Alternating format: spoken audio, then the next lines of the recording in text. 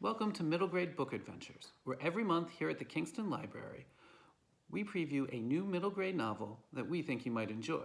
This month we are looking at Sharon Flake's Once in a Blue Moon.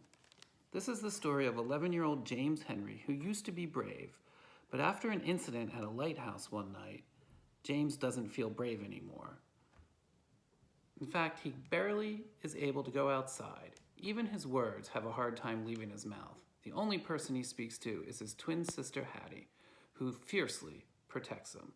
This is a novel in verse, and I'm going to start from the beginning. Me. People ask about the boy behind the door inside the house. Me. Mostly sister gets the questions. She chases away boys, girls too sometimes, who wander onto our property to gawk and stare at me, the one folks hardly see, but everybody knows about. Me and my sister. Hattie and me are twins. Not that we match exactly. She's 2 inches taller. I'm 2 minutes older. A boy. 11, though I seem younger. Maybe that's why Hattie likes to boss me around. But I'm the captain today anyhow, which means she's got to follow my rules. My condition.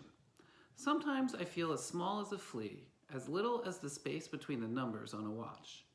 It makes living hard, staying inside easier than leaving the house. Right now, I'm on my knees, on the couch, by the window, staring out, like usual.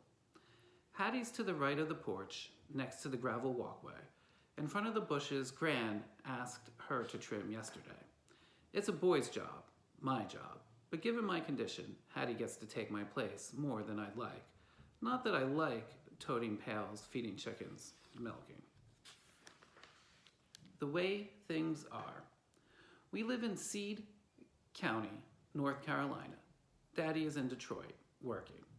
Here, it's me, Gran, and Hattie in the house. Uncle comes by now and again. He don't like me much. Hattie's way.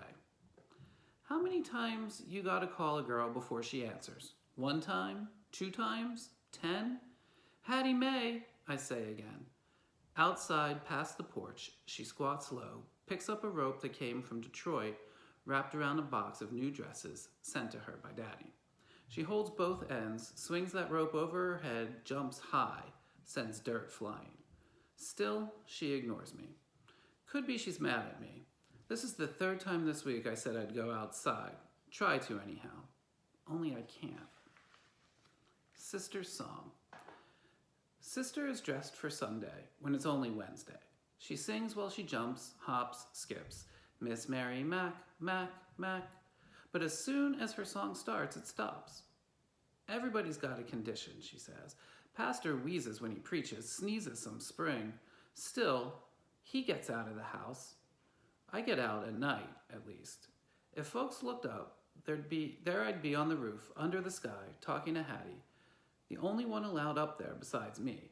My rules, even when I'm not the captain. Lighthouses and blue moons. Sister takes her sweet time walking up the pine front porch steps, sawed and nailed in place by Granddad, who built the house. Halfway between the porch and me, she stops, gives Gran a hug, reminds her that there'll be a blue moon in a few months' time. Who don't know that? The almanac calls the 2nd full moon in a month a blue moon.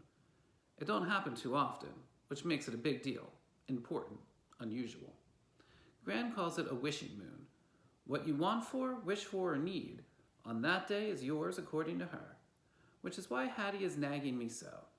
If I'm to be rid of my condition, she believes, we need to get to the ocean on the night of the blue moon, get to the lighthouse too, where I was when everything changed.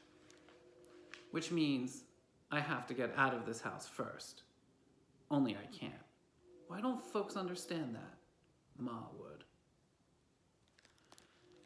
If you want to find out what happens to James Henry, if he's ever able to get out of the house, or if his wish is granted by the blue moon, you can check out Once in a Blue Moon here at the Kingston Library. And if you like novels in verse, here are some other novels in verse that you might enjoy. Be sure to subscribe to our channel so you don't miss our next middle grade book adventure.